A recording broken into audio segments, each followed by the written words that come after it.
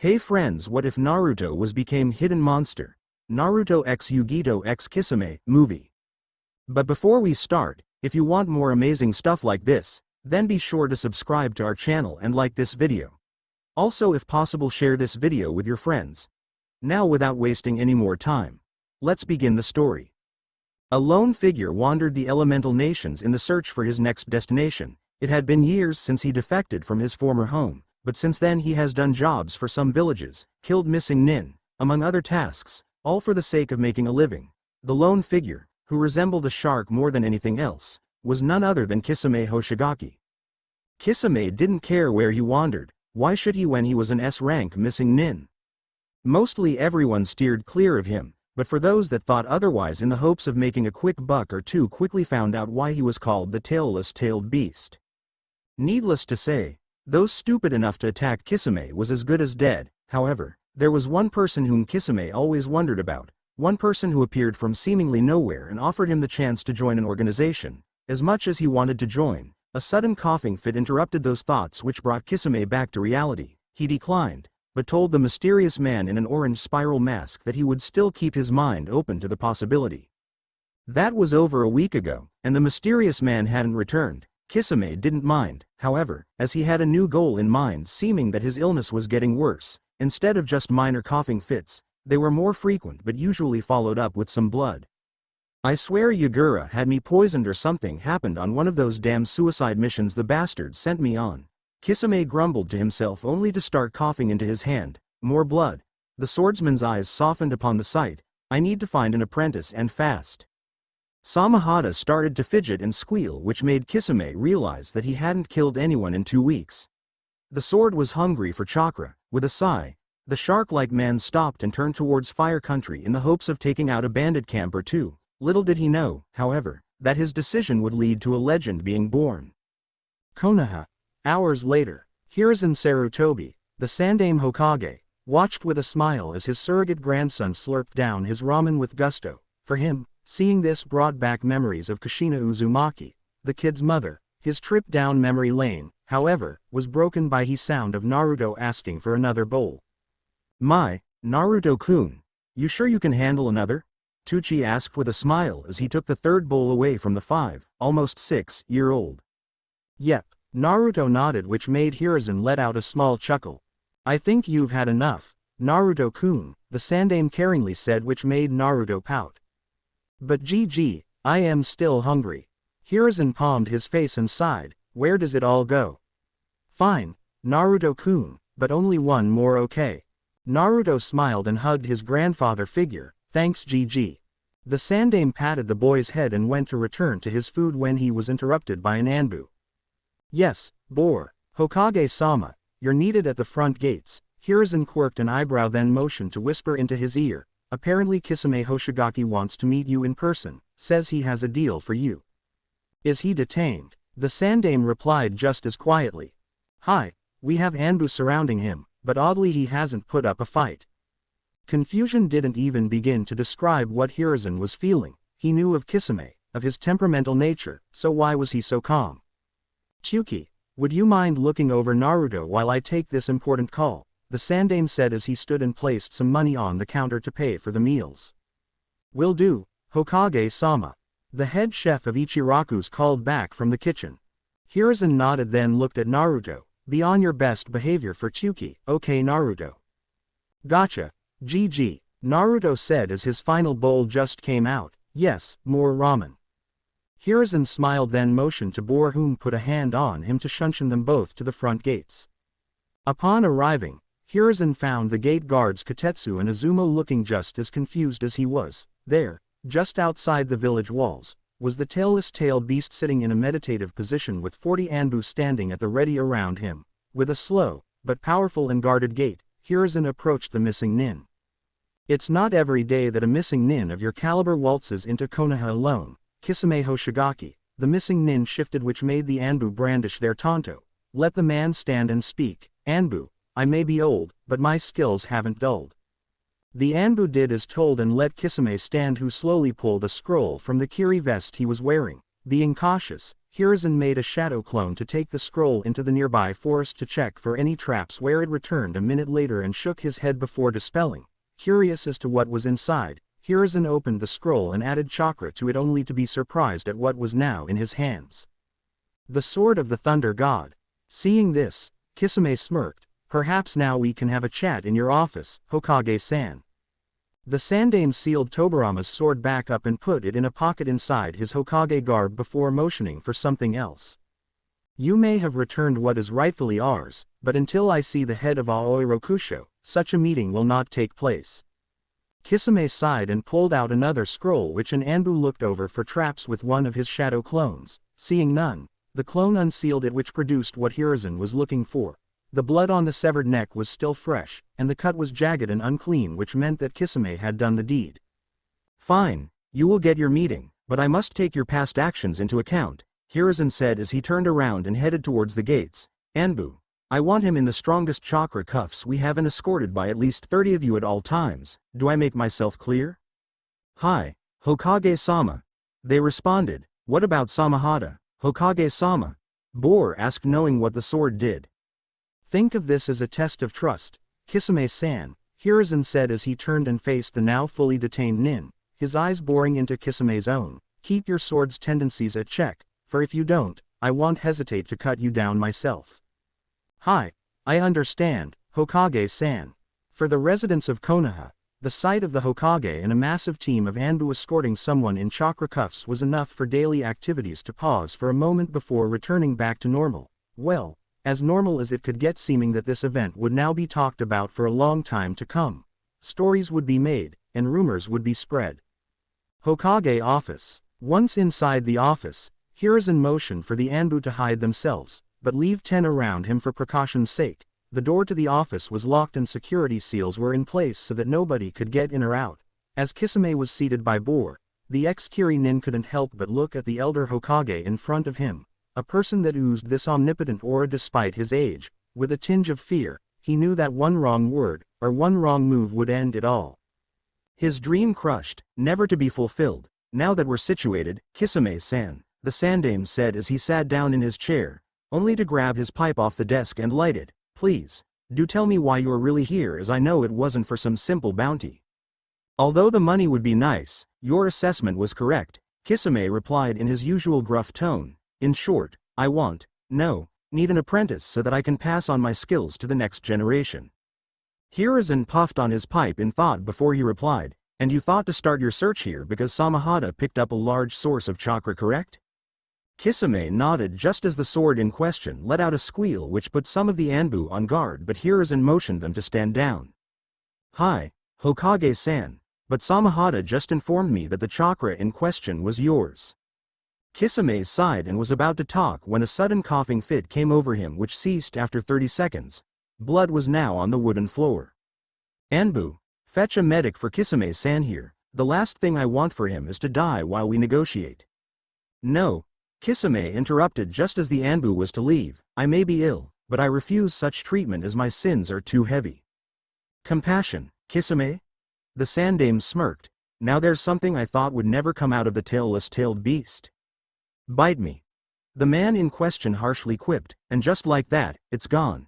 Hiruzen amusedly thought before getting back on topic. You are correct that I am the only person in Konoha at this moment with a large amount of chakra, sans my old friend Danzo, but I believe there is another person with just as much potential. Hokage-sama, Boar yelled as he didn't like where this was going. Not that I don't trust your leadership, but to let such a dangerous criminal train that boy? Your concern is duly noted, Boar. Hiruzen smiled as he looked at Kisame, but I judge a man's character not only on his past actions, but of his present ones as well. As of now, Kisame seems to be a trustworthy individual, but to be certain I would like to ask one thing. Name it, Hokage-san. I'd do anything to see my dream be accomplished before I pass from this world, Kisame pleaded. I want you to undergo a series of sessions down at T&I. No doubt you know who these people are. Kisame nodded as their names were renowned in the elemental nations. Good. I await the reports Inoichi, Ibiki, and Anko will give me. From there I will pass judgment.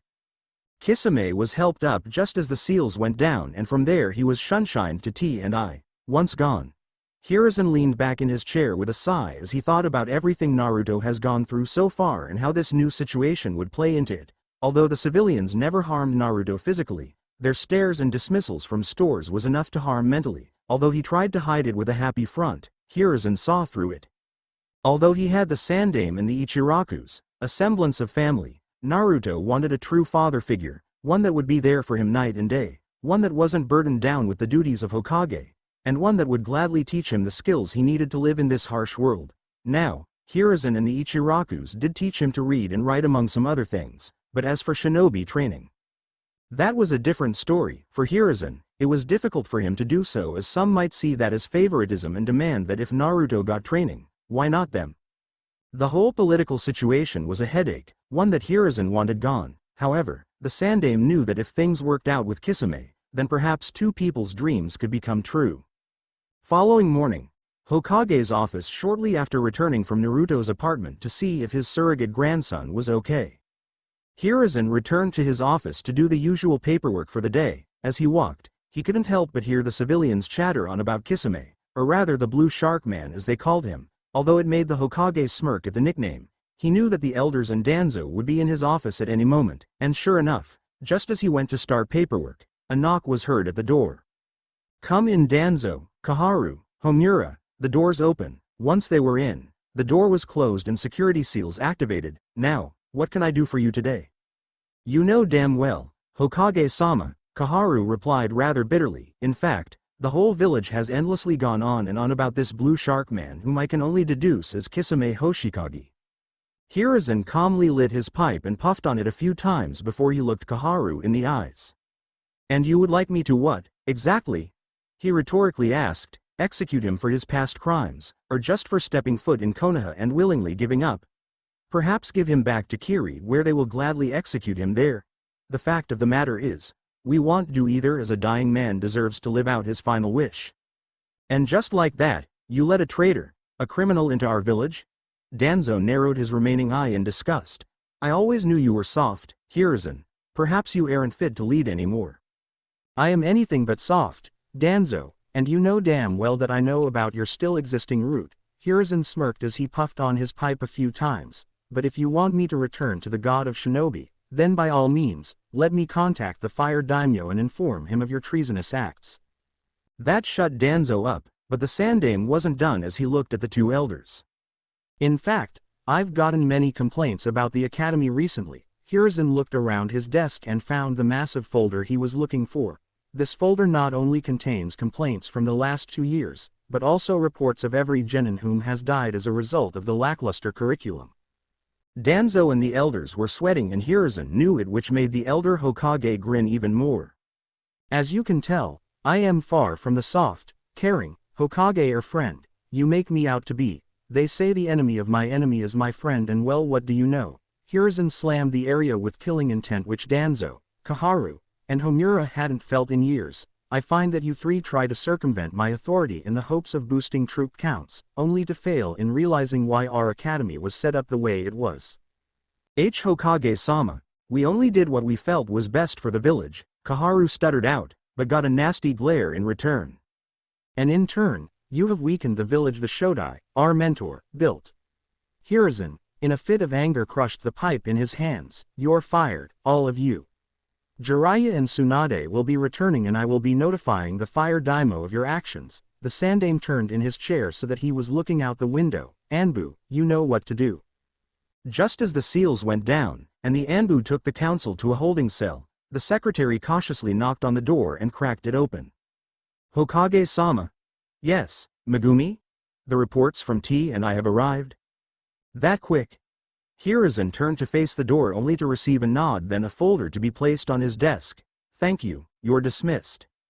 Once the door was closed, the Sarutobi started to meticulously go through the files he was given in. To his utmost surprise, not one torture technique had to be used.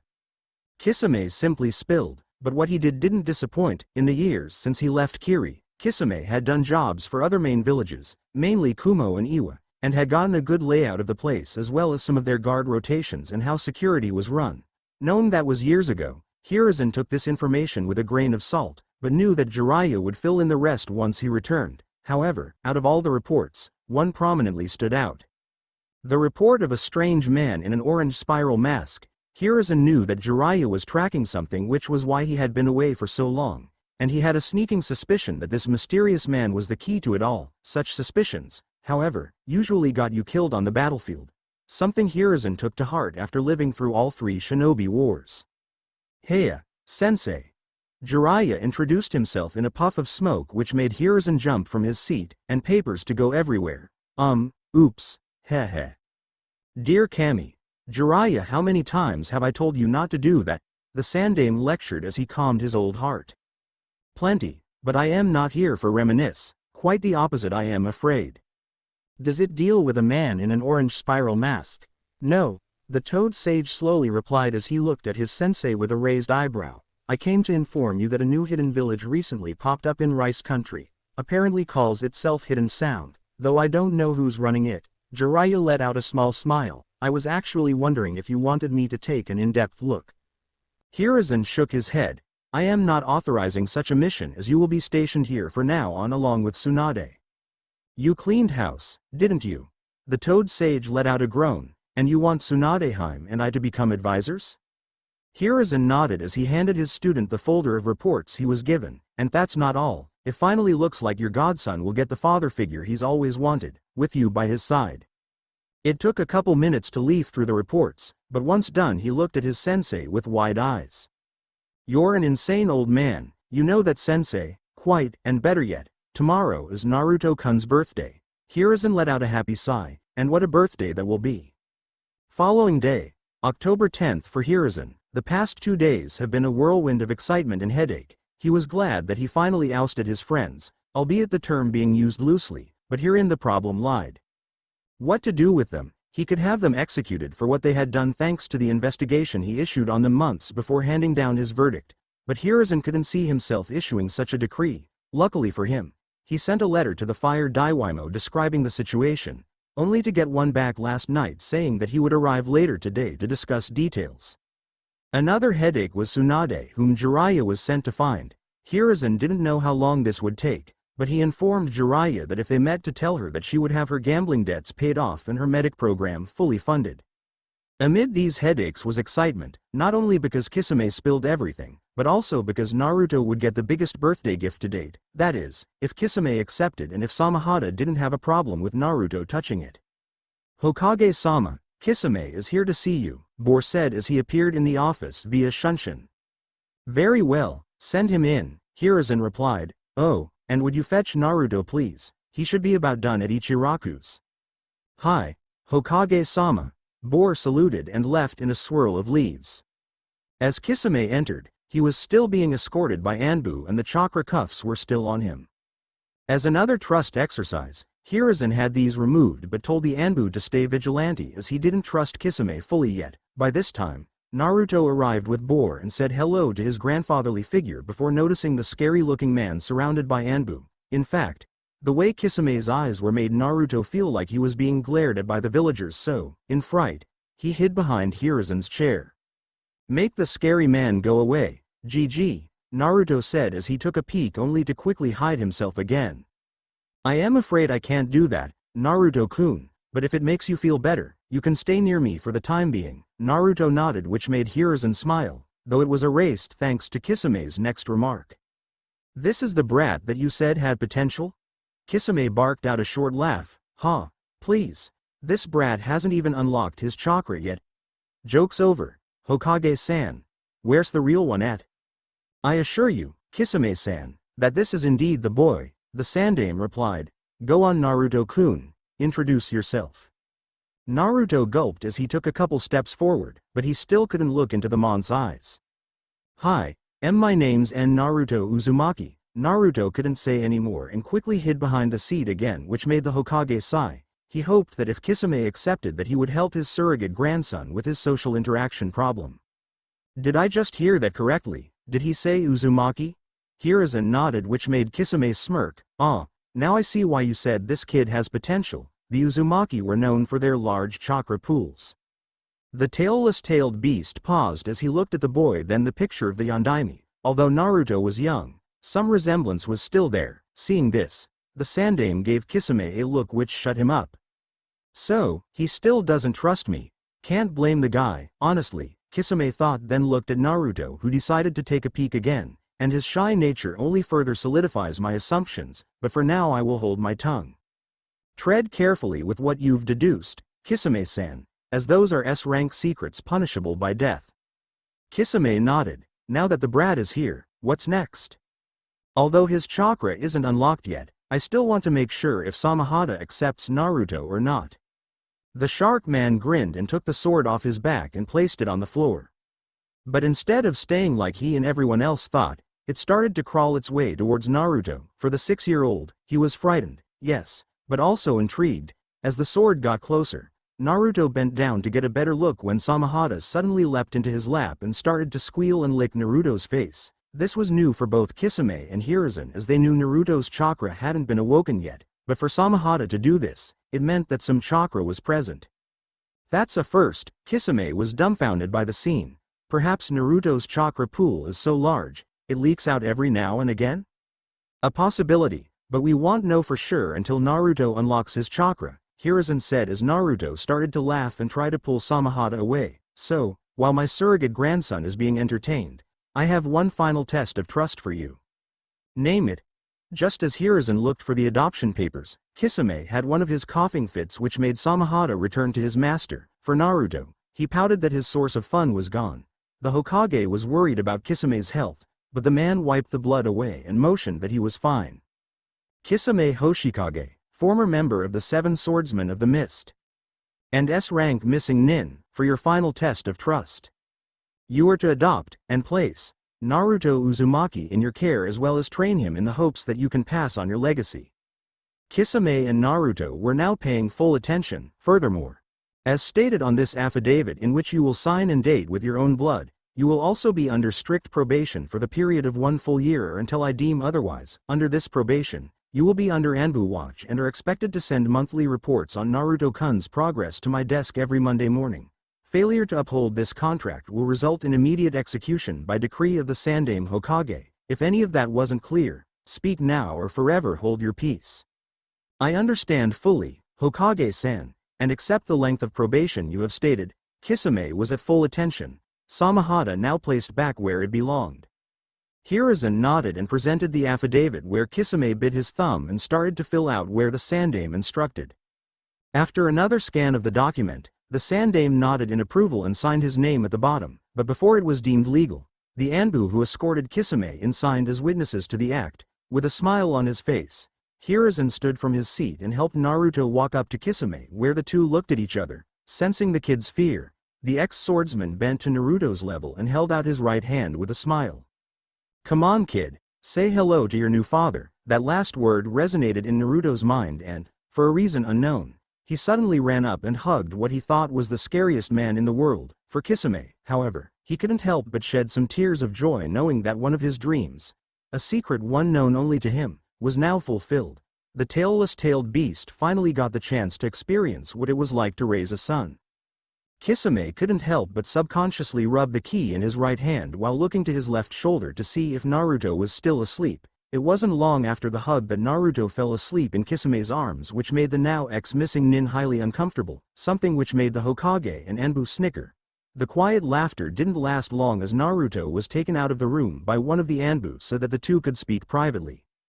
Although much of this was about what Kisame had spilled during his short time in T&I, some of it was about the academy and where the two would be staying. On the academy end, Kisame denied Naruto's acceptance to the academy even if it was going to be revamped. His reason? Kisame didn't know when this illness would take him, and the more time he spent training his legacy, the better. Hiruzen didn't argue further as he saw logic in the decision. However, this was not the case on where to stay. For many minutes, Kisame and the Sandaime argued about this to the point Naruto's heritage was being brought up. After the security seals were up, the two argued further but eventually they came to a consensus. Naruto and Kisame would stay in Minato and Kushina's home. However, this came with a major stipulation in the form of Kisame now having to train Naruto in his heritage as well, with help of course. When asked who this help would be, Kisame understood why Hiruzen relented to his arguments. He was strong, yes, But Kisame was no match for Jiraiya of the Sannin, with his illness getting worse each passing day. Plus, with Enbu watching his every move, the tailless-tailed beast knew when he was beat. Arriving at the Namikaze home, which was small and quaint but enough for a small family, Kisame put the key into the keyhole and turned. As he entered, Kisame looked around to see a living room on his right, and an open-concept kitchen on the left, while a coat closet was close to the entrance. The living room, although slightly small, had a TV mounted on the wall. A dark wood coffee table inlaid with glass, along with a leather sofa and loveseat, instead of carpet. Everything including the kitchen floor was a light-colored hardwood. The kitchen was slightly bigger than the living room, but it included all the necessities one needed to live comfortably. The countertops were polished granite which accented the light-colored cabinets, and an island helped to show a separation between the two rooms. Wow! Kisame blinked in awe at his surroundings. For extremely active shinobi, they sure knew how to live. Once he placed Naruto on the couch, Kisame decided to explore further to find a hallway which led to a half-bath and the stairs up to the second floor and basement. The door to the basement was inlaid with an unknown matrix of seals, something which Kisame knew not to touch lest he be killed. So, with a shrug, the man decided to go upstairs only to find the master bedroom, which had an ensuite and a walk-in closet. The walls were a light shade of blue, but upon them hung mementos of Uzu. A headband, pictures of Kushina and Mito together, etc. At the foot of the king-size bed was a footlocker, while at the head, on either side, was nightstands. Heading out of this room, Kisame turned left to find another full-size bathroom which had the same concept as the kitchen. Heading out of this room, there was one door left. Upon opening it, Kisame couldn't help but tear up. "Welcome home, Naruto," the orange letters on the white banner said as it was stretched over the crib in the right corner. The walls were an off-white which matched the white carpet, but like the master bedroom, pictures hung on this wall. There wasn't many, but one made Kisame walk up and place his hands upon it. "I promise that your son won't go through the childhood I had," the ex-missing nin said with a smile, the same one Minato had as he touched Kushina's pregnant belly. As Kisame stepped away, he caught sight of a toy chest which he decided to open and found something that brought past memories to light, ones which he hoped could have stayed buried. "To think a simple teddy bear would remind me of my abusive father," Kisame sighed and placed the teddy bear back in the chest, "the same one which killed my mother and made me the way I have become known today." A gasp made Kisame turn towards the door to see a wide-eyed Naruto. "Ya brat, this could have been you if the Kyuubi didn't attack 6 years ago," the Hoshigaki started sadly as he sat on the wooden toy chest which made it creak. "Your parents would still be here, the villagers wouldn't hate you, and I'd still be roaming around a criminal, likely to die without putting my sins to rest." "Why, you know my parents?" Naruto asked, though he was still in shock at what could have been. "Hi, but I cannot tell, for your GG has forbidden until you've gotten a lot stronger." Naruto wanted to say more but Kisame stopped him. "Hush brat, I know you have questions, but for now the answers will have to wait." Kisame stood and motioned to the door. "Come, we have some shopping to do." But the villagers," Naruto yelled in concern, a feeling which grew when he got a shark-like smirk in return. "Think of it as your first step in training, brat." Hokage office. Fire Daimyo arrives. It wasn't every day that the Fire Daimyo visited Konoha, but when he did people stopped and stared, much like when Kisame was escorted through the village. For the civilians, the Daimyo looked calm as he walked with a strong gait despite his elderly age. For some shinobi, however, they could feel an inner rage ready to unleash at a moment's notice. Something had happened and whatever did wasn't good. "Greetings, Tokugawa Dono," Hiruzen bowed, as did his Anbu guard as the Daimyo entered the office. "As to you, Sarutobi Dono," the Daimyo bowed in return. "Before we begin, shall I get you any refreshments?" Hiruzen asked. "Tea would be lovely, thank you, Megumi." The secretary rushed in and bowed to the Daimyo and Hiruzen. "If you would fetch some tea for our guest and I, that would be most appreciated." "Hi, Sandame-sama," now seated. The two elders looked at each other for a brief moment before a smile broke out on their faces. Both were about the same age, only a year difference, and both had seen and lived through it all. Although not as strong as he once was, Tokugawa was still a formidable opponent and honestly didn't need his samurai guard. However, after living this long, the Daimyo knew deception was key to a shinobi's survival. "Your letter to me was most amusing, Hiruzen Dono," Tokugawa said just as Megumi came back in and placed the tray on the desk and bowed before leaving. I was wondering when you would get around to setting this great village back on the path the Shodai envisioned. Hiruzen nodded as he grabbed his teacup and took a sip. Hi, but you know as well as I about politics, Tokugawa Dono, such a fickle thing they are, like decisions on the battlefield. Hi, and speaking of which, the daimyo paused to take a sip of his tea. What shall we do about your traitorous counsel? Hiruzen let out a sigh before he began. By all rights, they should be executed by my decree and your permission. However, I do not wish to see two of my best friends, my once teammates, suffer such a fate after how much they've given over the years. Only two, Hiruzen Dono? Tokugawa raised an eyebrow. Kaharu and Homura may have done a terrible thing, but I saw their eyes before they were taken away. Hiruzen took a sip of his tea as he thought back to the Second Shinobi War. One haven't saw eyes like that since Tobirama-sensei sacrificed himself for our well-being. And of Danzo? He's already attempted to kill me once and I forgave him for such an act, but I fear he will try again if let go. All valid points, Tokugawa said, only to take a sip of his tea later, and if it helps matters any, my samurai and I have spotted strange Anbu lurking about the palace. A motion to one the samurai guards made them unseal a mask from their glove and place it on the desk. It was blank and had the kanji for root on the forehead. How long ago was this? Hiruzen smashed the mask into pieces, not caring about his now bleeding hand. 2, maybe 3 days ago, Tokugawa said with a smirk. Poor bastard found that I am not as elderly as they may think I am. Hiruzen let out a chuckle before he continued. Now that we have more than enough to convict Danzo of treason and attempted assassination of a daimyo, what shall be the punishment of Kaharu and Homura? For many minutes, Tokugawa thought about what to do, but once he did a smirk came to his face. You said that they eased up the academy, so I have the perfect punishment for their actions. Oh, do tell Tokugawa Dono. Hiruzen's interest was piqued. T and I holding cells. Moments later you want us to do what? Kaharu and Homura still couldn't believe what their punishment was. You heard me, the daimyo got in the elders' faces. I want you to tell stories about the time you had as a shinobi, about all the hardships, as well as teaching these budding young soldiers what it's like to kill for the first time among other tasks the headmaster gives you. You actually agree with this, Hiruzen? Homura looked at his old friend whom gave a nod in return. Hi, I couldn't live with myself if I gave the order to execute you, but I decided that perhaps seeing these young lads, and the will of fire they possess, would reawaken your minds and see the damage you have caused. Hiruzen replied solemnly, then motioned to the Anbu guards to release them. What about Danzo?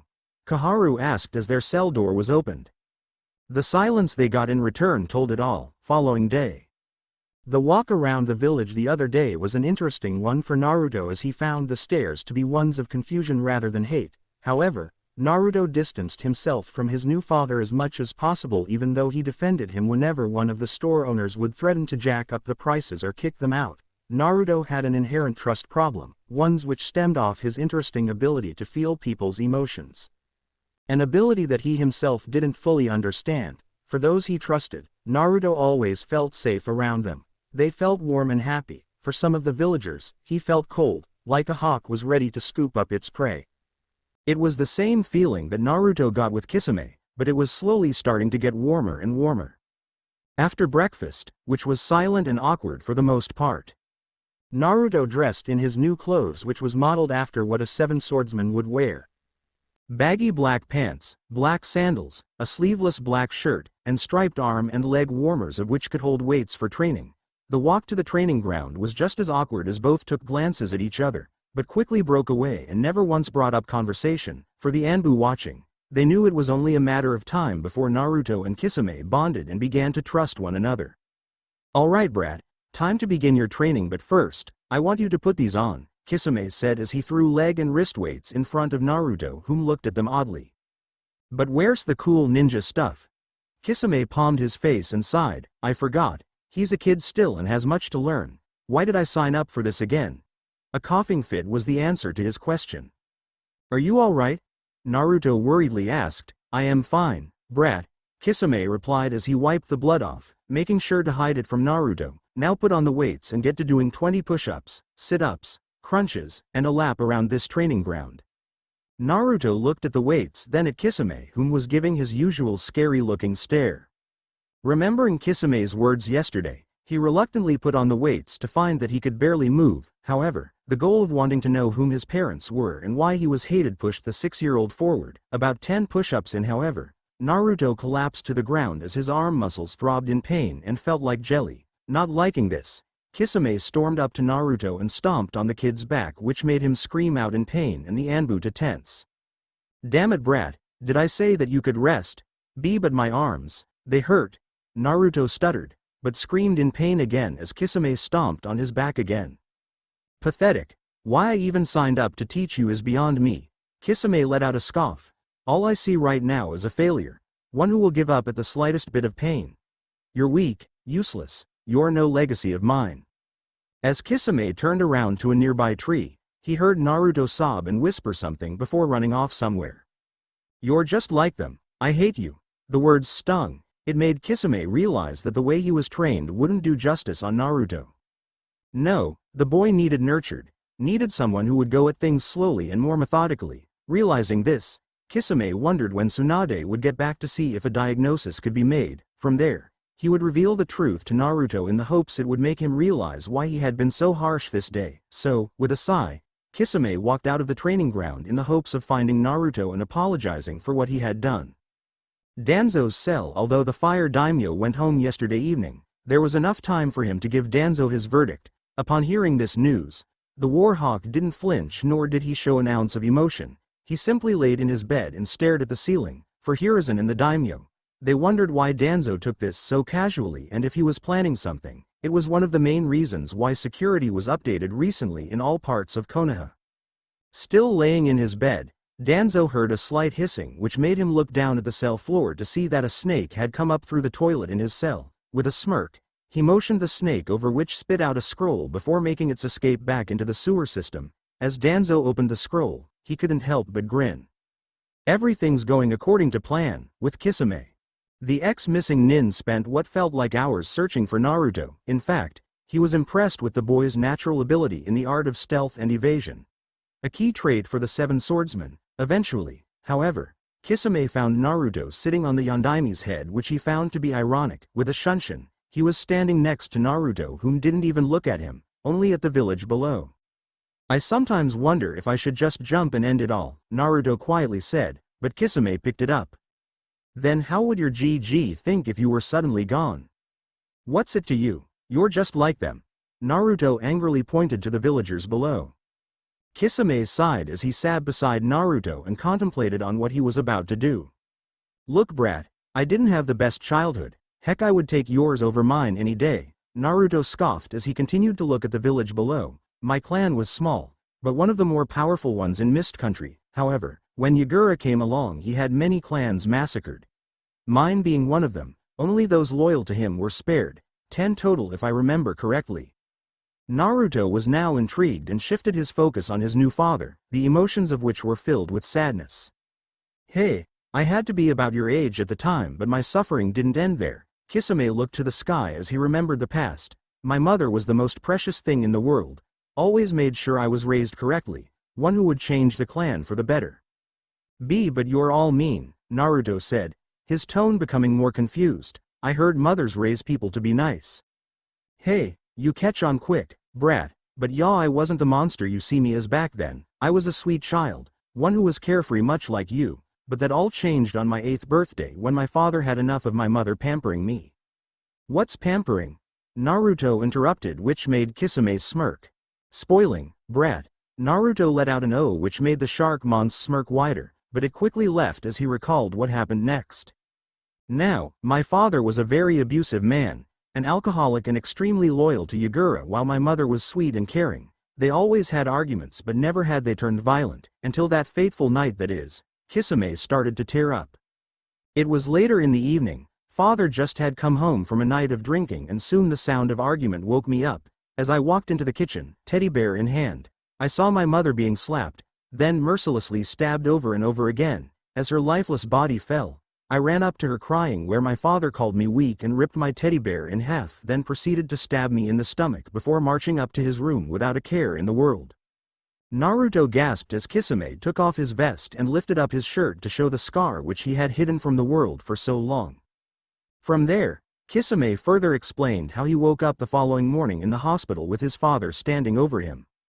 berating him for being weak, not worthy of being clan heir. It was only thanks to the nurses that he wasn't beaten that day. From there, Kisame's brutal training regime began, and where his hate for Yugura had begun. By time the coup had happened, Kisame had massacred the rest of his clan before setting sights on Yugura. The joy he felt killing his father was unreal, like his mother was avenged, but this feeling soon resorted back to what his father had taught him, about letting anger guiding you, always striking first, and not letting the enemy have a chance to get up. Now do you understand why I was so harsh, brat? Kisame dried his tears and he looked at Naruto, who nodded a little. I think so, but I still don't trust you. A good trait to have. Learn from my past, my mistakes, brat. That's all I ask of you. Naruto nodded and was about to say something when his stomach grumbled, which made him blush. Ramen? Kisame asked, which made Naruto's eyes light up. The Anbu, watching over the incident, even though they had control of their emotions, couldn't hold back the sadness they felt for Kisame. This sadness quickly turned to laughter as they saw Naruto trying to drag the tailed beast off the Hokage monument, something which Kisame was having none of according to his yelling. Time skip. 1 week. Ever since the night Kisame spilled his childhood story, Naruto and him have bonded more and were actually seen laughing together at one point. Apparently, this laughter was due to both of them, yes both, sneaking into the Anbu headquarters and dyeing their uniforms bright pink. Although the Anbu wanted to punish Kisame for such an act, Hiruzen thought otherwise and told the Anbu to use this debacle as a stealth training exercise. Speaking of exercises, Naruto told Kisame to keep up the harsh training, much to the Hoshigaki's surprise, but the results were worth it. Naruto was now up to 50 push-ups, sit-ups, and crunches, while he could do 4 laps around the training ground before he needed to take a break. For a 6-year-old, this was unusual, but Naruto was an Uzumaki and had the greatest of all Biju in his gut.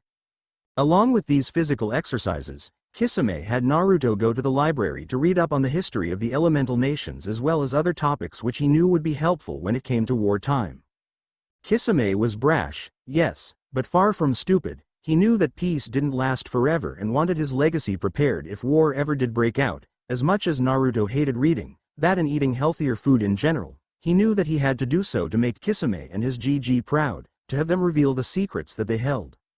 Also during this week, Jiraiya had returned with Tsunade, Shizune, and their pig Taunton, but what was supposed to be happy news turned out to be anything but. On their way back, Orochimaru decided to intervene and have a reunion of sorts, which ended up turning into a battle for the ages. Upon escaping, however, the snake Sennin revealed that in time Konoha would fall and dropped subtle words which hinted at him being the leader of the newest village which had recently popped up. Concerned, Hiruzen had Tsunade start her medic program right away and had Jiraiya start basing his spy network here in Konoha as well as training his godson. By the end of the week, Tsunade had turned the hospital upside down by firing, rehiring, and retraining a lot of people. Jiraiya, who didn't hit it off well with Naruto at first, seeming that he accidentally told the Uzumaki that he was his godfather, eventually started to work his way into Naruto's circle of people whom he trusted. However, trust was still a big issue between Jiraiya and Kisame, as both argued a lot on their training styles among other things when it came to Naruto. Speaking of Naruto, today was the day he would unlock his chakra and many had come out to see it. On top of Kisame, Jiraiya, Shizune and Tsunade was Hiruzen, a small team of Anbu just in case the Kyuubi tried to use this as a means to escape. Okay brat, just like I showed you. Kisame looked down at Naruto, whom was in the meditative position. Naruto nodded and held the ram seal just as he closed his eyes and focused on the warm feeling in his gut. Upon finding it, Naruto attempted multiple times to bring it out. But it wasn't until try number 5 did those in attendance realize just how powerful Naruto could become. If not for a barrier seal being placed, the whole village would have felt and saw the massive blue tower of chakra which exploded out of the Uzumaki. Eventually, Naruto couldn't hold it any longer and stopped channeling his chakra. Upon doing so, he collapsed on the ground with a massive smile on his face, although he was breathing hard. Tenzo, just how much chakra was that? Hiruzen asked. Close to yours, if not greater, Hokage-sama, was the reply, which made everyone's eyes widen except one who couldn't hold back his laughter, Kisame. Ha, I knew this brat was a gold mine. Samahata squealed in delight as it collected up the residual chakra in the area. That's strange, Naruto said as he sat up. His stamina had already recovered. Why could I feel everyone's emotions when I did that? Mito, Hiruzen thought, then smiled. That, Naruto-kun, was Mito Uzumaki's emotion sensing, a very rare trait to have, but a very handy one if it is controlled. Cool, Naruto replied, then realized what his GG had said. I have a clan. Hiruzen sighed and palmed his face. Yes, and I will have Jiraiya take you to the basement of your home. There, I am sure you will find everything you need to start becoming what you were meant to be, the heir to the Uzumaki clan. Naruto smiled and wanted to ask the question of what happened to them, but decided to wait until he saw what was in that basement. However, that would have to wait as explosions started happening all over Konoha. Anbu, I want everyone on crowd control. Get the civilians to the shelters and find who did this. Hiruzen ordered, then looked at Kisame. Kisame-san, over the past week you have showed much in terms of trust, and for that you have my gratitude. Keep my surrogate grandson safe, will you? Hi, Hokage-san. Kisame saluted, then picked up Naruto and dashed off towards the shelters. With Danzo in his cell, Danzo smirked as he heard the last of the guards being killed, a smirk which widened when his cell opened up. About time, Kabuto, Danzo said as he got up from his bed. Is everything in preparation? Hi, my master awaits your arrival, but also hopes that you will not rend on your form of payment. Now, Kabuto. The war hawk made a hand sign which triggered the explosives set by his root. I assure you that he will get the ultimate test subject he deserves. Kisame may be strong, but he is no match for my root. Kabuto had his doubts, but nodded nonetheless and grabbed Danzo before using a shunshin to leave the T&I. Back in Konoha, like ants, root soldiers had come out of the ground and started to slaughter anything in their path without remorse, be it children, women, or men. For Hiruzen, he scowled as he knew he should have done something about these emotionless drones sooner, but now it was too late. As he used Earth Chakra to enhance his fist to punch an assailant's head off, he could only think of how Naruto was doing. Shit, this isn't good, Kisame thought as he felt multiple signatures chasing him. I need to shake them before I lead them to the shelters. He looked to a large abandoned warehouse nearby and decided to hope for the best. For Kisame's sake, he hoped his illness wouldn't act up as he fought these bastards in order to keep Naruto safe. Are we going to die? Naruto asked, his eyes wide with fear as they entered the warehouse.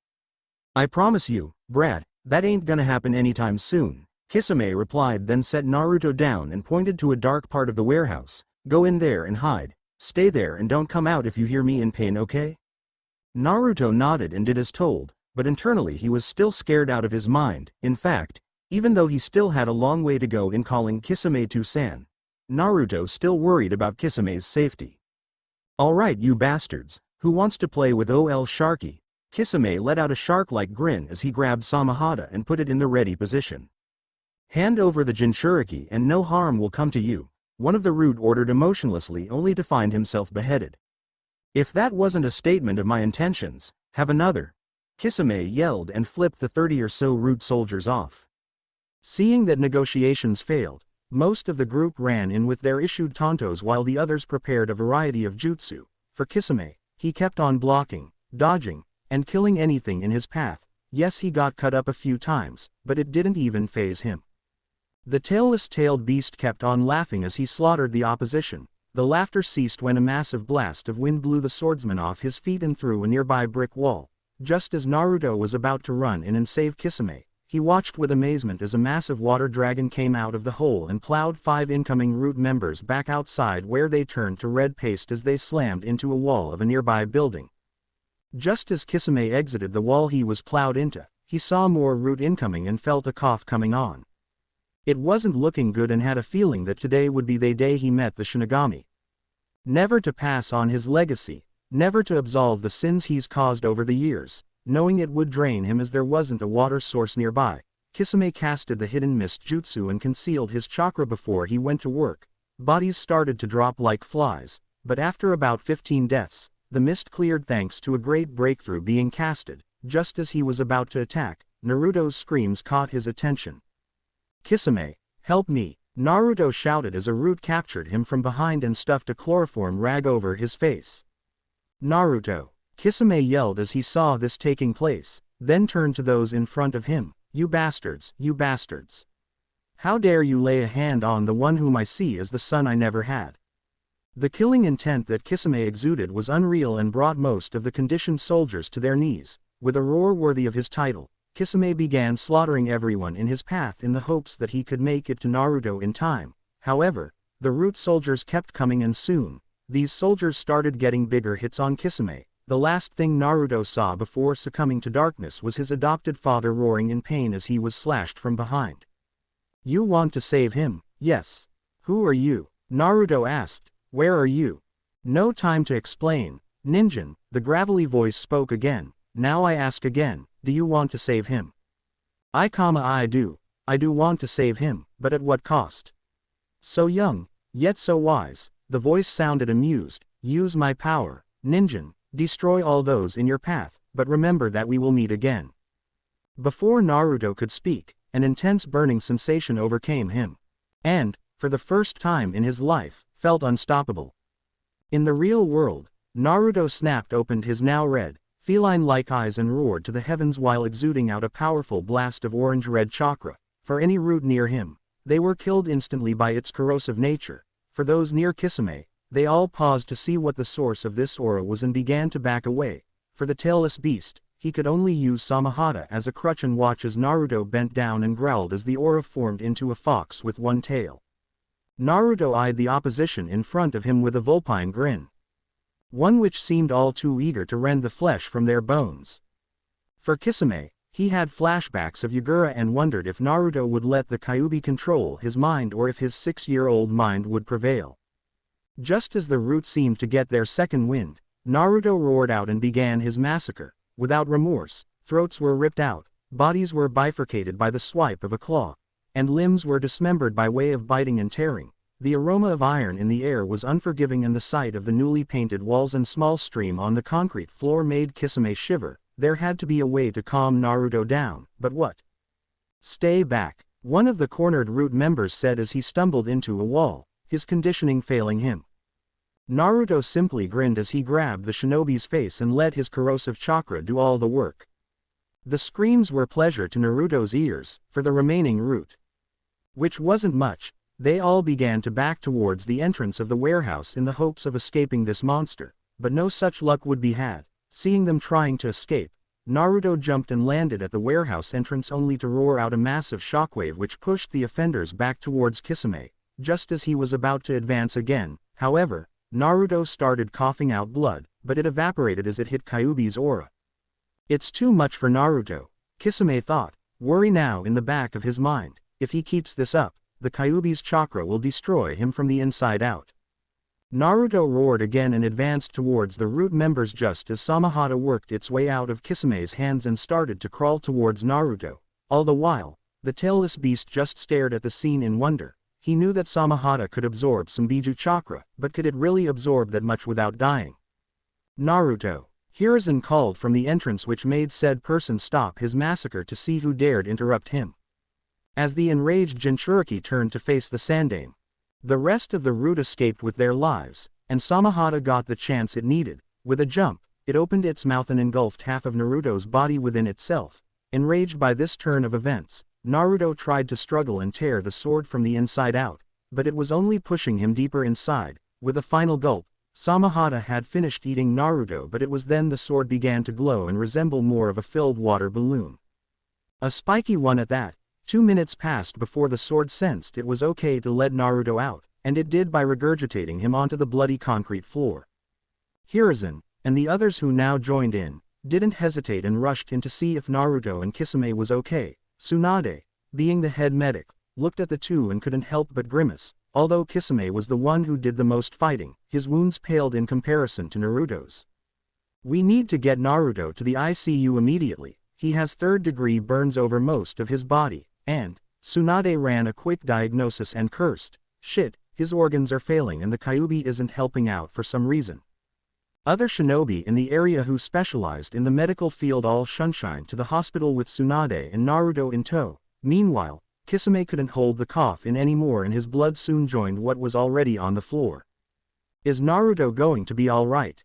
Kisame said as he wiped his lips and was helped up by Jiraiya and Hiruzen. I am not entirely sure, Kisame-san, Jiraiya quietly replied, "Never have I seen a 6-year-old use that much Biju Chakra before, by all rights the kid should be dead already." Hiruzen sadly nodded and helped Kisame over to Samahata, whom jumped happily onto its master's back. Hi, for him to be alive is a miracle in of itself, but all power comes with consequences, the only question is how much. If, Kisame started, a shocked sob escaping his lips, if Naruto dies this day, then please, let me commit the ultimate act so that we may both enjoy the afterlife together. For a small while, Jiraiya and Hiruzen were taken aback by this, but a simple nod by both made Kisame smile as tears started to pour down his face. "Thank you, hospital, I see you. We're losing him," Tsunade yelled one of the assistants who just finished putting in a drainage tube for the lungs. "I know, damn it," Tsunade replied as she and others used the mystical palm technique to quicken the boy's healing. As the seconds turned into minutes, nothing seemed like it was working until Naruto twitched and coughed out a copious amount of blood. Just as they were about to breathe out a sigh of relief, the one sound that everyone feared in the hospital resonated in the room. The heart monitor had flat-lined. Naruto was dead.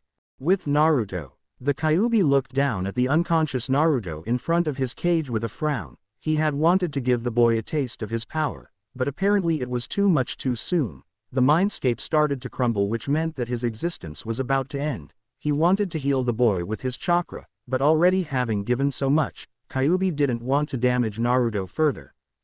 The cage was starting to fade away, but it was a moment Kyuubi capitalized on and started to nudge Naruto with his snout.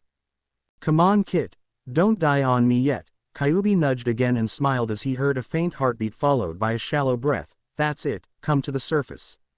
Another breath, this time more steady than before, and shortly thereafter, Naruto's condition seemed to improve by the minute, though time was irrelevant inside the mindscape. Soon, however, Naruto groggily opened his eyes and groaned, but it was here that he remembered what he did and instantly retched out the contents in his stomach. I truly am a monster. You are no such thing, my son," a new voice presented himself. "Yondaime," Kyuubi yelled and attempted to swipe at the Hokage, but found that the bars had reformed, the mindscape healing itself. Now, you know what happened last time you fought me." Minato smirked, but it turned into a nervous chuckle as he looked at his catatonic son. "Oops. This has to be a dream, there's no way the Yondaime is my father and the Kyuubi is here." Naruto thought, then closed his eyes and opened them again, hoping that everything would vanish. "No such luck, I am so confused." Minato sighed and gave Naruto a poignant stare. "This is your mindscape, a place where time is irrelevant and, thankfully, any injuries. Hey, don't look at me, I just wanted to test the kit," Kyuubi said as he saw the Yondaime glaring at him. "By almost killing him." "What?" Naruto screamed, panic now starting to set in. "I have to get out, I have to see how the others are doing." "Good luck with that, they put you in a coma, you're gonna be here a while." Naruto couldn't stand anymore and, as he fell on his ass, let out a chuckle of disbelief, still not believing the fact starting him in the face. With a sigh, Minato sat down beside his son and engulfed him in a hug. "I haven't much time to spend with you, my son, as I only put a certain amount of chakra inside the seal which keeps the Kyuubi at bay." Naruto looked at his father sadly. "However, we have plenty of time for you to tell me how the village has been treating you and of the legacy I want you to fulfill." Kyuubi let out a gag at the bonding being shown. "If you ninja need me, it'll be in here, not like that I got any other place to go." Minato smirked, then looked at Naruto, whom was looking at his reflection sadly, which made the Yondaime let out a sigh. Through his son's eyes, Minato saw that the village hadn't respected his wishes and that a lot had been kept away from Naruto. "I know it's painful," Minato started as he started to stroke his son's hair, "but know that I will always be with you and respect any decisions you make from here on in." Naruto nodded, a true smile coming to his face, and slowly began explaining his life thus far. "Back in the hospital, we've got a heartbeat," one of the assistants said, which made Tsunade stop doing CPR and run a quick diagnostic.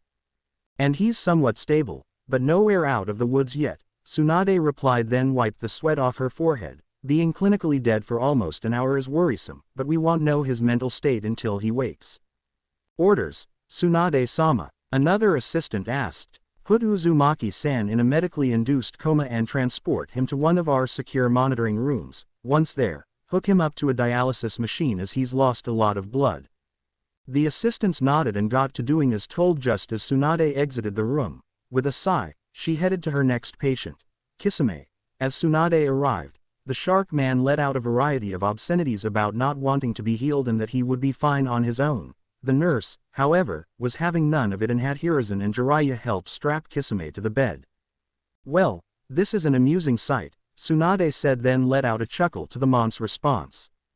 "Bite me, how's Naruto?" Hiruzen asked as Jiraiya and Kisame looked on expectantly. "Not good, I am afraid. He was clinically dead for an hour." The Kyuubi not helping once. Jiraiya, Hiruzen, and Kisame's faces turned saddened just as the nurse left the room. "He's in a medically induced coma now and we are going to monitor him every hour, but until he wakes we won't know his mental state." "Brat," Kisame whispered, then closed his eyes as tears started to form. Any reason why Kyuubi would do this? A show of force, or to give Naruto a taste of his power? Jiraiya suddenly said, "It's only a hunch right now, but having dealt with Jinchuriki before, it's not out of the question." "But to almost kill Naruto," Hiruzen said as he stroked his goatee in thought. "No, this wasn't just a taste of power, but a test of some kind." Everyone's eyes were now on the professor. "I remember Mito saying that Kyuubi, believe it or not, has a compassionate side under that angry shell." "You're shitting me, right, sensei?" Tsunade was flabbergasted. Hiruzen shook his head. "I am sure you remember Mito preaching that a Jinchuriki's best weapon against the Biju locked within was love." Tsunade nodded. "For years, we have seen the Biju as nothing but beasts to use for our own gain, to seal them up if they ever get free again. If these Biju do have emotions like Mito implied, how would you feel if you were sealed over and over again?" "Dear Kami," Jiraiya let out a gasp while Tsunade and Kisame's eyes widened. "I see that you understand now." Hiruzen's tone quieted. They were angry when Hashirama-sensei had them sent off to other villages to be sealed, and every time they reformed, they turned that anger onto the village that held them before. Could this be the answer? Jiraiya thought. Could not having Biju in the elemental nations, to let them live as they were eons ago, the true answer to peace? A sudden coughing fit by Kisame gained everyone's attention, though for Tsunade it made her narrow her eyes upon seeing the blood. "How long has this been taking place, Kisame?" 6 months, a year, I am unsure," the man in question replied as he wiped the blood from his lips. Tsunade let out in thought as she ran a complex diagnostic scan, one which made her eyes widen in shock. "Well, now that's a problem." "And?" Kisame impatiently asked. "Do you want the good news or bad news first?"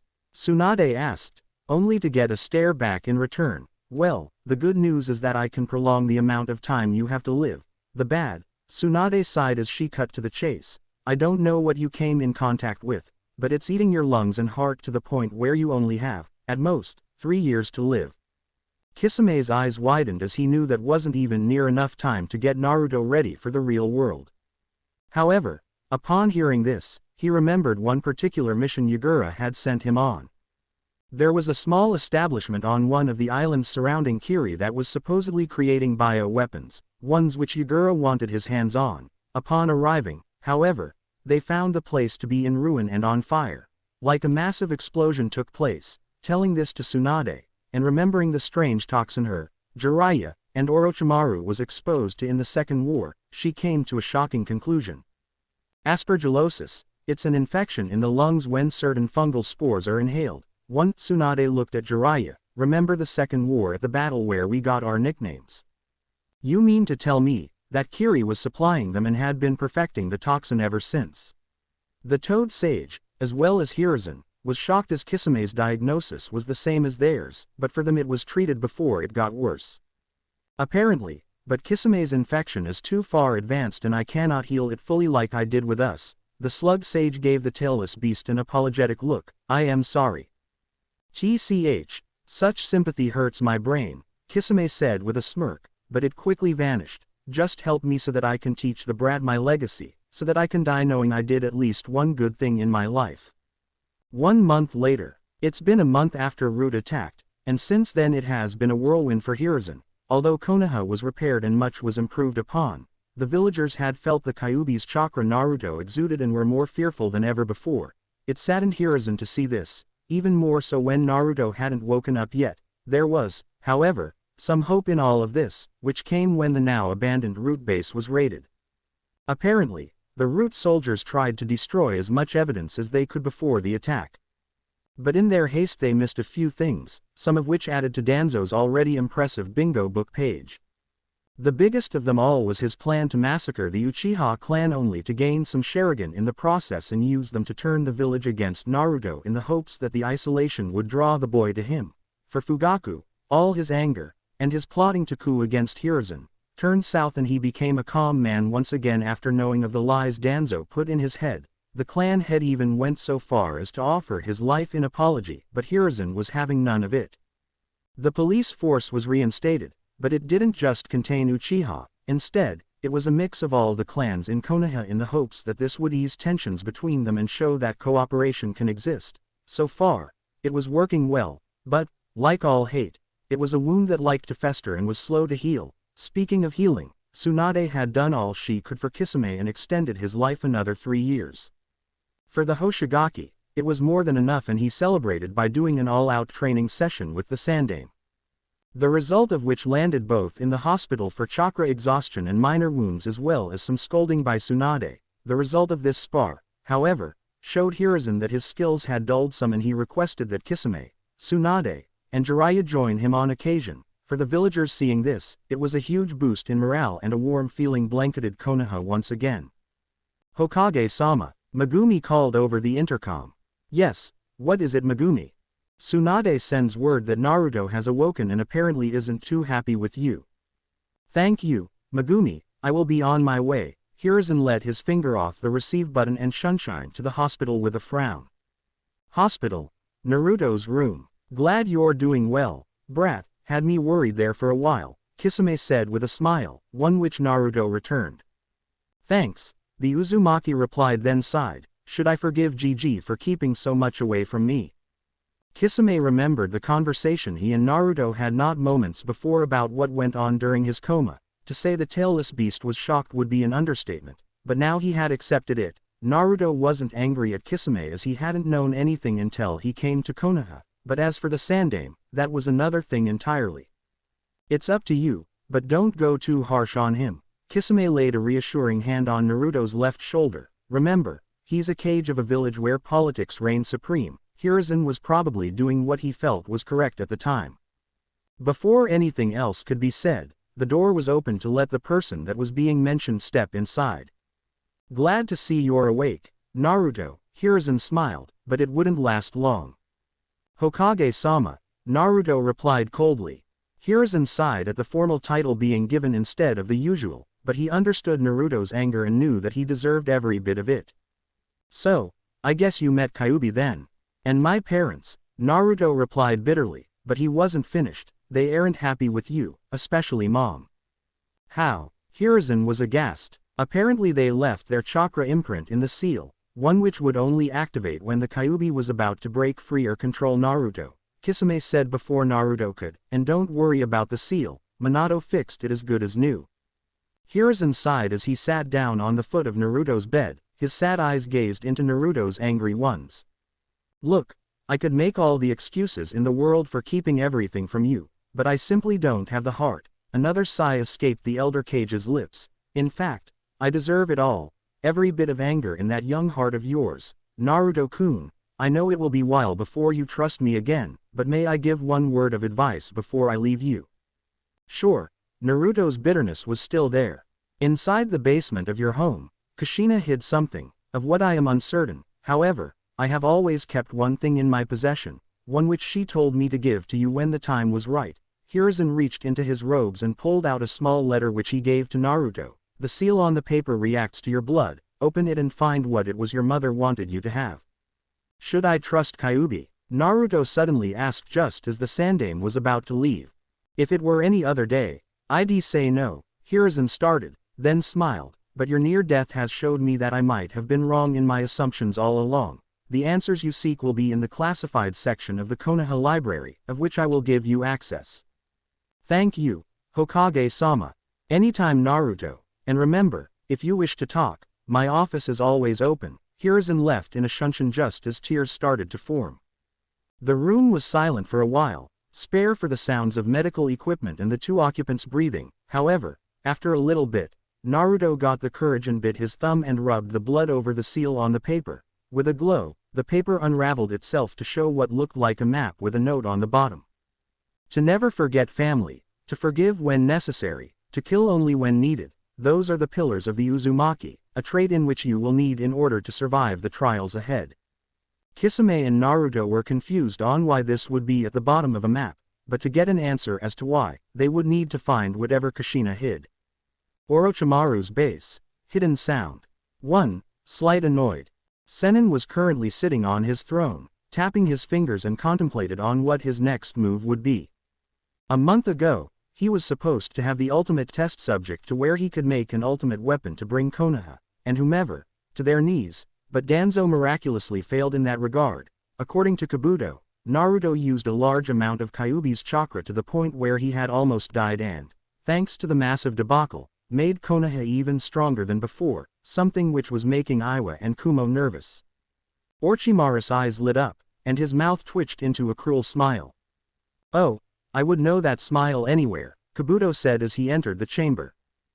Who, I knew there was a reason why I kept Danzo alive after his failure," Orochimaru said to himself, then noticed Kabuto wanted to say something. "Well, I am afraid that spying on Konoha will be nigh impossible from now on in, Lord Orochimaru." Kabuto sighed. The new police force and updated security following Jiraiya's advice has led to many spies being routed and sent back in a body bag.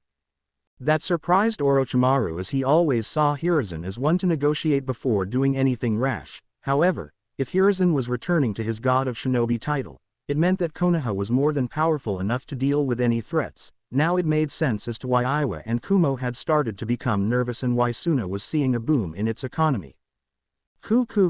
It seems my dear old sensei has grown quite the spine lately, one which is causing a cold war in the elemental nations. And am I to assume you and that group you joined will be the stick to poke the bear?" Kabuto asked, knowing where this was going. You know me too well, Kabuto-san." Orochimaru stood in motion for Kabuto to follow. "Come, you, Danzo, and I have much to discuss."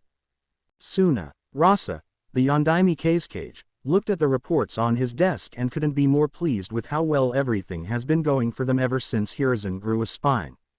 Not only had their economy boomed due to a restructure of the treaty which resulted in an equal share in trade routes and missions, but so did their military thanks to a new program which both cages discussed 3 weeks ago. This program, which was largely experimental, focused on giving all shinobi remedial tests every 2 months. These tests focused on their ability to perform on the field. A psychological and physical test, both would be performed by the head doctor and mentalist specialist with the cage present. If deemed healthy, the shinobi would go on their merry way. If deemed unfit for duty, however, they would be given 2 months' leave of absence to improve themselves. After this, the same 2 tests would be performed as well as a spar with an opponent of equal skill. If passed, the shinobi would be reinstated, but if they failed, they would be stripped of rank and sent to remedial program. Upon completion of this tortuous program, another evaluation would be held to determine if the shinobi was fit for duty. 3 strikes and you're out, never to become a shinobi again. Again, Rasa smiled at how much progress Suna has made, especially now that he has gotten to know Temari, Kankuro, and Gaara a bit better. Thanks to Jiraiya, he fixed the boy's seal, much to Temari and Kankuro's relief, and it was here Rasa understood the mistakes he made all those years. It was still a work in process, but Rasa knew that by time his academy days were done, Gaara wouldn't be a psychopath any longer. "Kisame-sama," the receptionist said over the intercom system, "your children are here to see you." "Good, tell him I will be out in a moment." Rasa let go of the receive button and stood from his desk. It was time to have lunch with his children. Back in Konoha, hours later.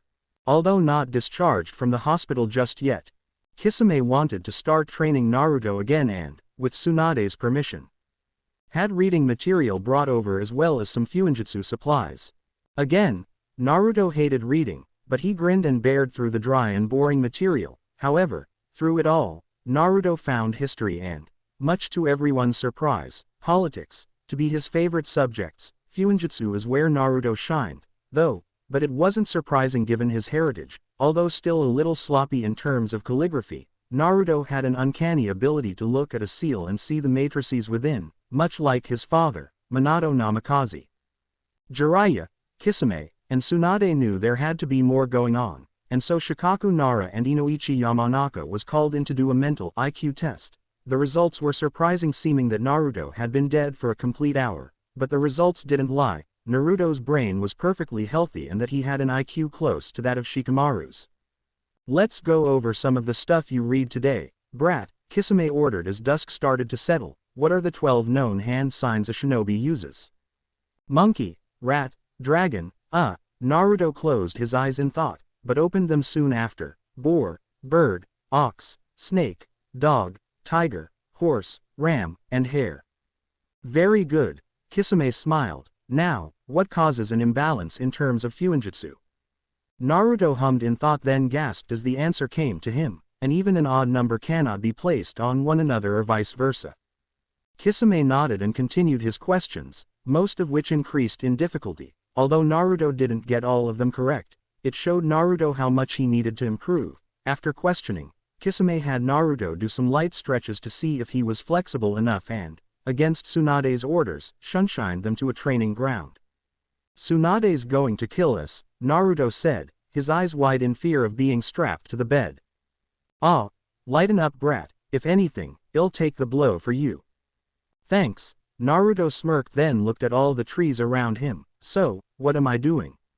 Instead of explaining, Kisame walked to a tree, then started to walk up it using his feet. After coming to a rest by hanging upside down on one of the branches, he called to Naruto. Now you try, brat, I know you saw enough to figure it out.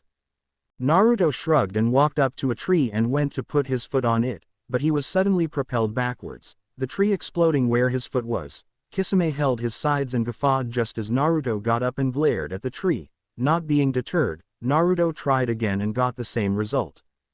Too much chakra, brat, try lessening the amount you use. And so Naruto did, but after many attempts, it was on his 30th try, however, that he got about halfway up the tree before having to backflip off of it. It was now dark outside, and the moon was the only source of light they had. Naruto, determined to get to the top, went to try again when he felt a massive amount of anger headed this way. Kisame, Naruto gulped, were boned. Before the shark man could reply, a fuming mad Tsunade appeared, which made the duo hug each other in fear. Without even saying a word, the slug sage grabbed the two by their ears and started to drag them to the hospital, both screaming in pain all the way there. I thought I told you two no chakra training. Tsunade yelled as she strapped Naruto into his hospital bed, and strapping Kisame to another. But, I am perfectly fine, Naruto whined, only to receive a nightmare stare which shut him up. And why am I strapped up? I don't have an injury. A crunch was heard in the room which made Naruto and the nurses flinch. You bitch, Kisame roared, you broke my damn nose. Samahata, in defense of his master, tried to bite Tsunade on the arm only to find itself embedded in the wall thanks to being flicked across the room. Now what did we learn? Tsunade grinned at the two in the bed, both shivering in fear.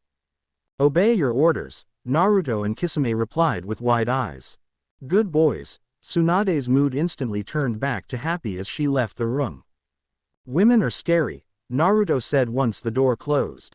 2 years has passed since Root tried to take over, 2 long years which resulted in many changes in the elemental nations, including one Naruto Uzumaki, amid the still ongoing Cold War where one push would send the world into the Fourth Shinobi War.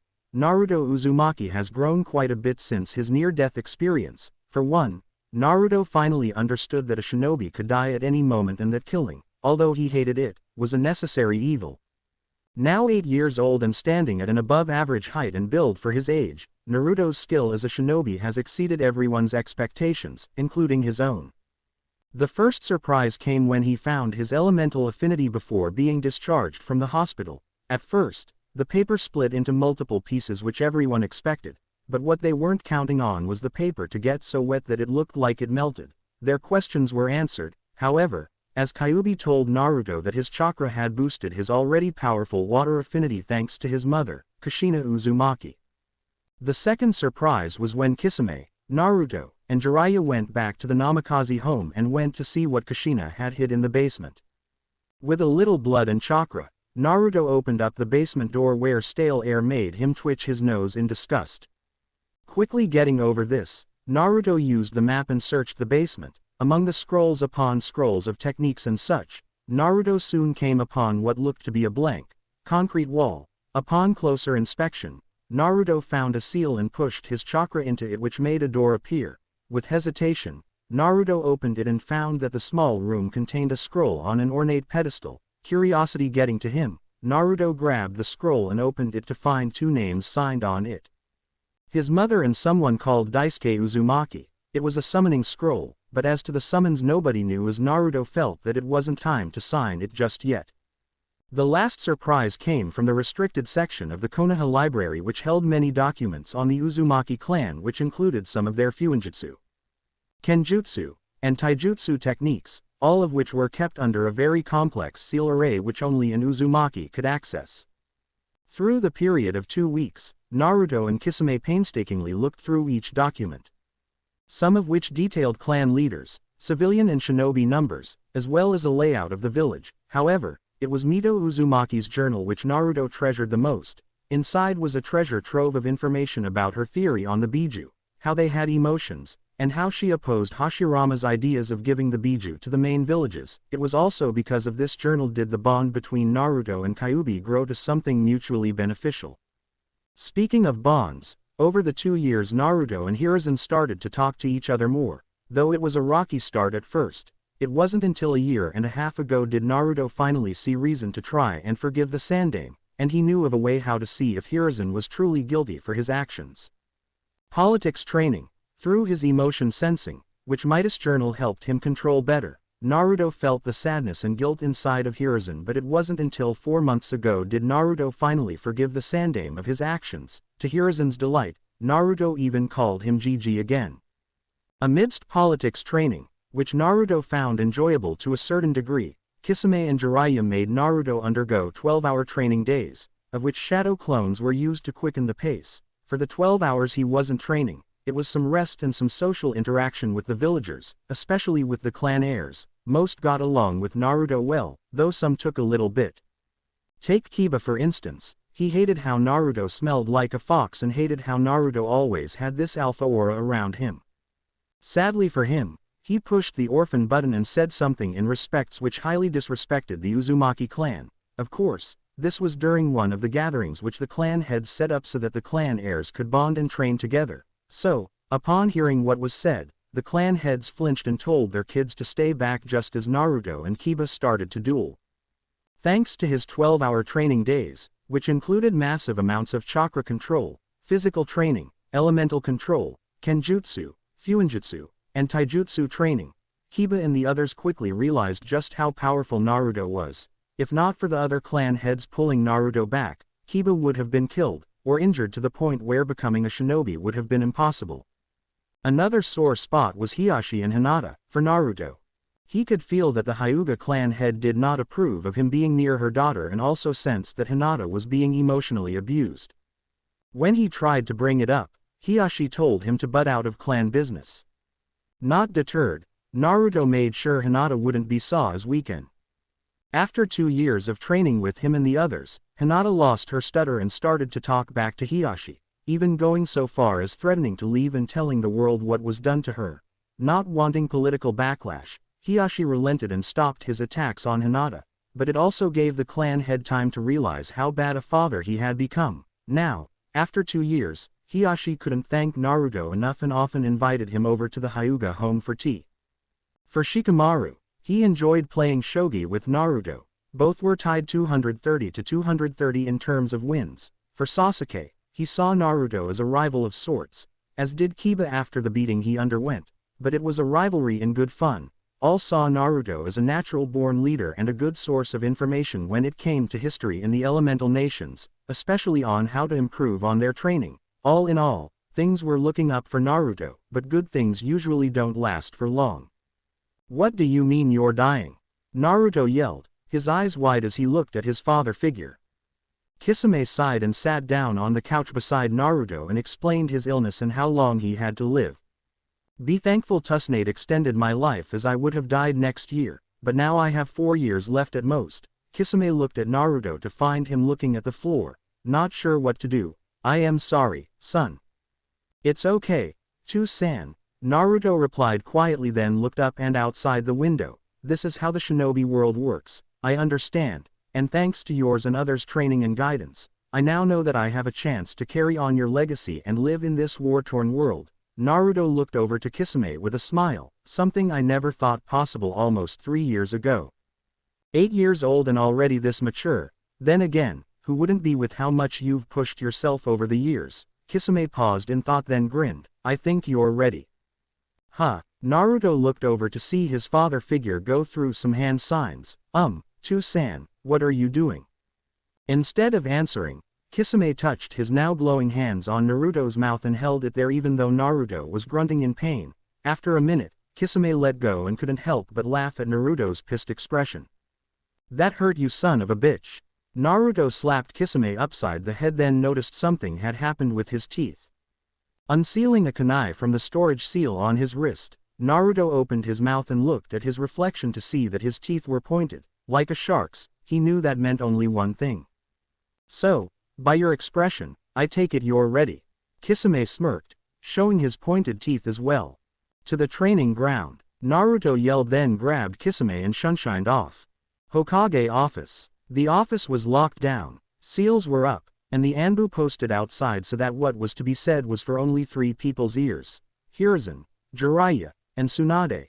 2 years ago, they knew that their rise in strength would cause a cold war, but now they knew that one push would unleash the storm that had been brewing. Tsunade, Hiruzen started, if you would give your report. Hi. The slug sage cleared her throat before she began. The medical program has been a success, even more so now that some academy students have shown interest. On injuries from the field, since more medics are being placed with those teams, we have significantly reduced the percentage of shinobi killed in action, thus increasing our mission success rate. Hiruzen nodded, a smile coming to his face at how everything was going. Good. Anything else to add? No, sensei. Jiraiya may make his report now, Tsunade replied, which made the Sandaime motion towards his other student. Thanks to our increase in clients, Iwa, Kumo, and Sound have been increasing the size and strength of their military and have increased fortifications on all structures along with their security. However, that isn't the most damning part of my report. The Toad Sage sighed as he knew Hiruzen wasn't going to like this. Before my spies went dark, I got a couple reports saying that AIM, Kumo, Iwa, and Sound have entered an alliance and that an organization has started in AIM of which I have no information of. Most troubling, the Sandaime said with a frown as he lit his pipe and put it in his mouth. However, thanks to Kisame's time in the TNIA a while back, we do have one thing on this new organization. The orange-masked man, Jiraiya remembered, which Hiruzen nodded in approval. Hi, and from the description Kisame gave, it might be an Uchiha, but we aren't sure. An Uchiha, Tsunade said, confusion evident in her voice. From what we know of, the Uchiha haven't had any missing nin in quite some time now. You are correct in your assumption, which is why we must stay vigilante and see if more information can be obtained on this new development. Hiruzen paused to take a puff from his pipe. To get back on topic, our border patrol along with Sunas has had increased sightings of Iwa and Kumo shinobi, though none have dared attack us yet. Along with this, those stationed in neutral minor villages have reported Kumo and Iwa nin coming in and out, no doubt for scouting purposes.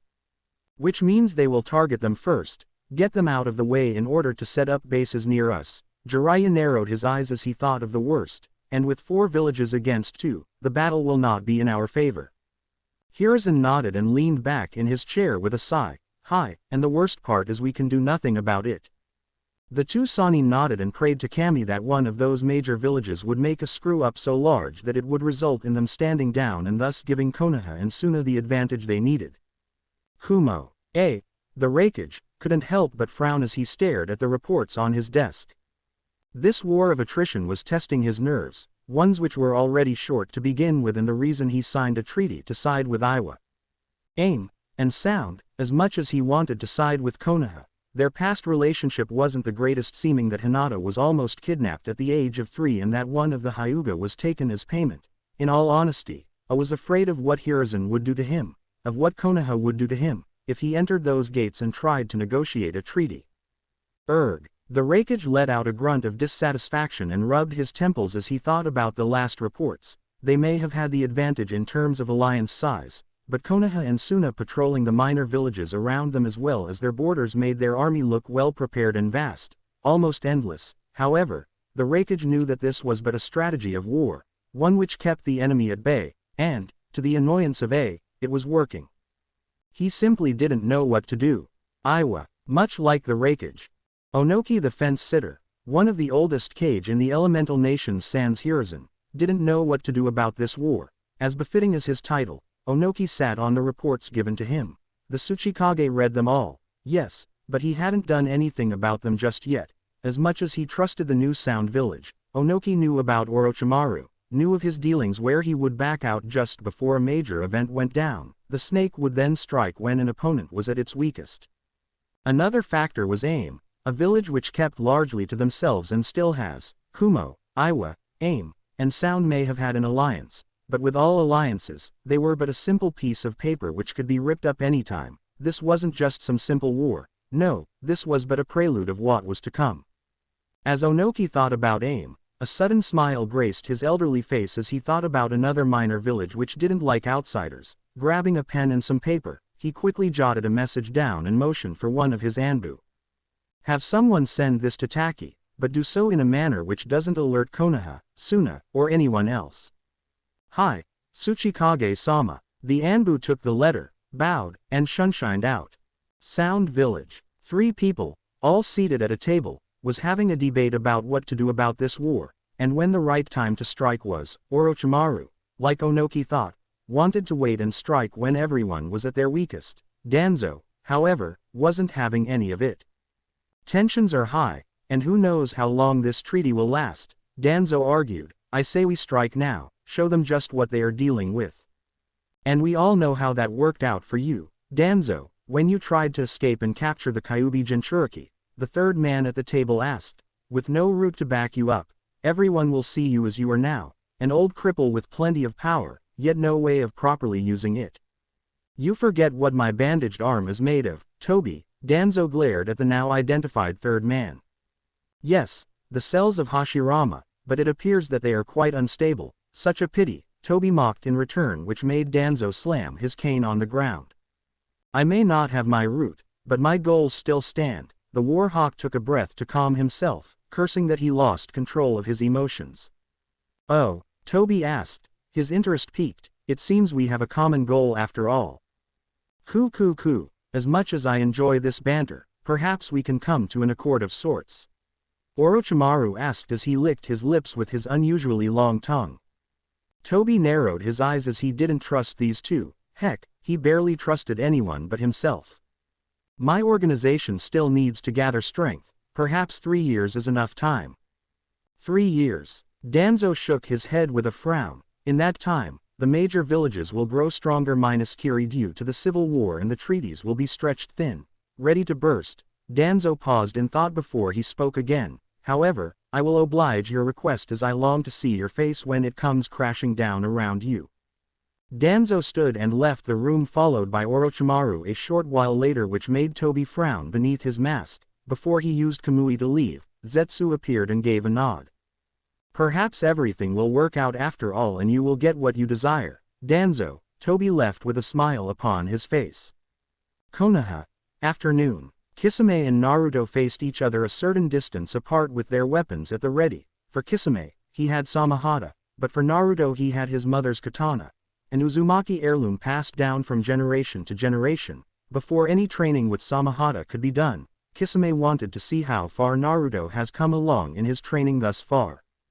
The training ground was silent except the light sound of breathing and the wind going through the trees. Soon, however, a leaf drifted between them and, when it hit the ground, the spar had begun.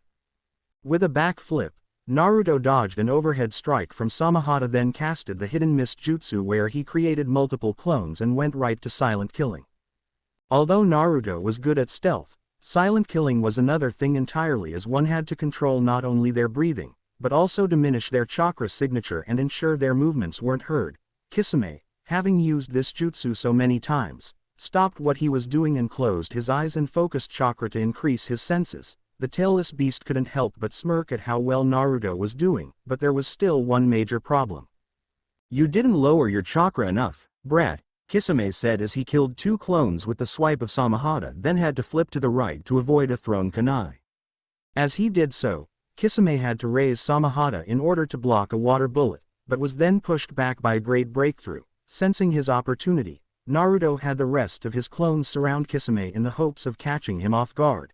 Hopes that were all but dashed as Kisame surrounded himself in a dome of water and molded it where multiple water bullets shot out at once, killing all the clones and making the real Naruto dodge.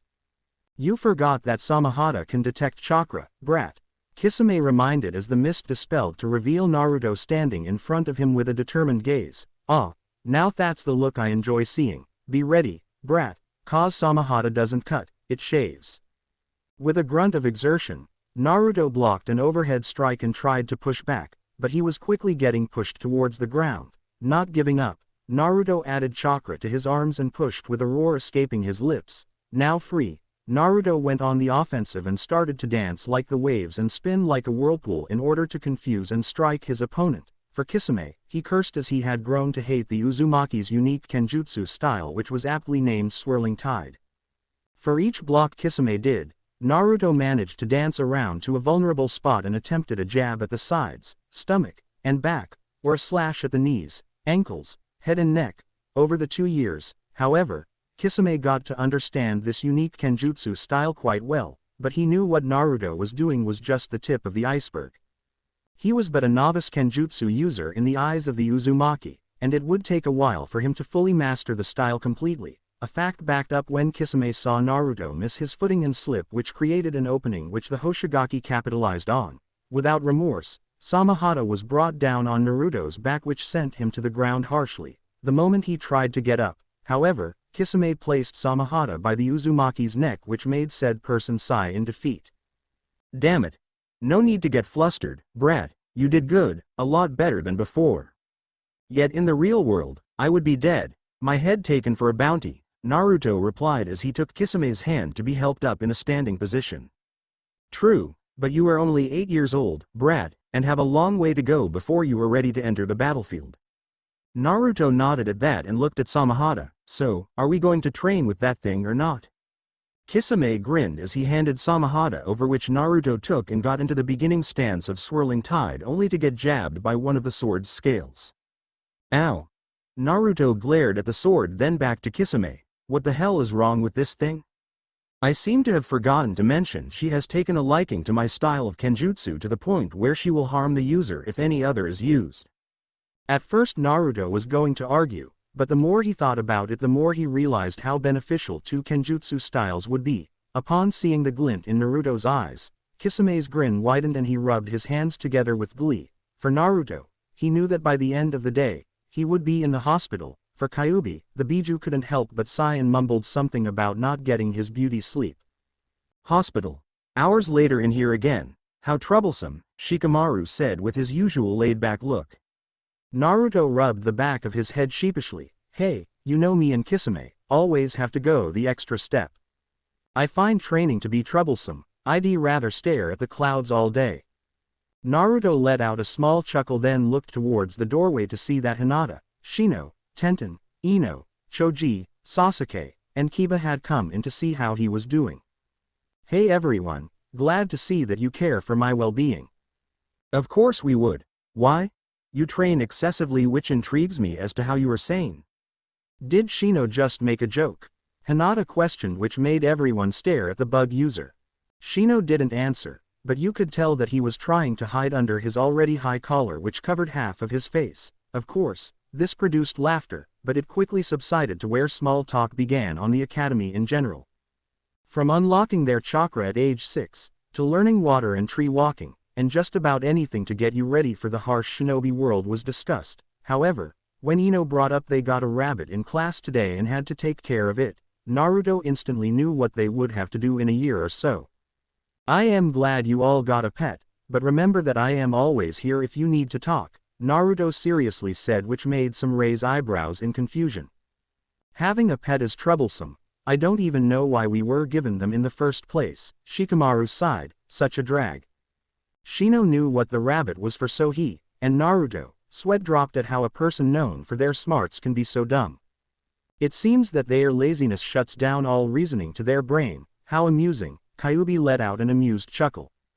Naruto held in his smirk, but gave the Nara an "are you kidding me?" stare. What, was it something I said? Naruto shook his head. You're a Nara, figure it out. Naruto, what are you not telling us? Tenten asked, curious as to what the rabbit meant. I can't tell you, as this is something all of you will need to experience before going out there and doing what shinobi are supposed to do. Naruto sighed as he thought back to his first kills. Like I said, when the time comes, please don't keep it inside, talk to someone, anyone, okay? Those in the hospital room all looked at each other and mentally agreed not to push it as the topic seemed to depress Naruto. Shino understood death and killing quite well due to the hive living inside his body, but to commit the act was another thing entirely. A simple nod by the Aburame made Naruto smile, which seemed to ease the tension in the room.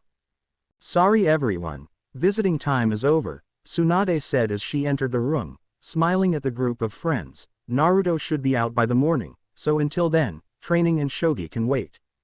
As everyone started to trickle out, Shikamaru stayed behind and, once everyone was gone, turned to Naruto and smirked. Rabbits are troublesome. Naruto couldn't help but shake his head and smile as he knew the Nara figured out just what he had to do.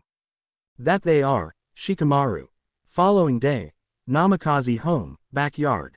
Naruto, Kisame, Jiraiya, Tsunade, and Hiruzen had all come over to watch Naruto sign the contract that was found in the basement. For the Sandaime and the two Sannin, they never knew Kushina had signed a summoning contract, much less used them in battle. However, they knew that Kushina was secretive as was Mito when it came to certain Uzumaki techniques. You sure you're ready, brat?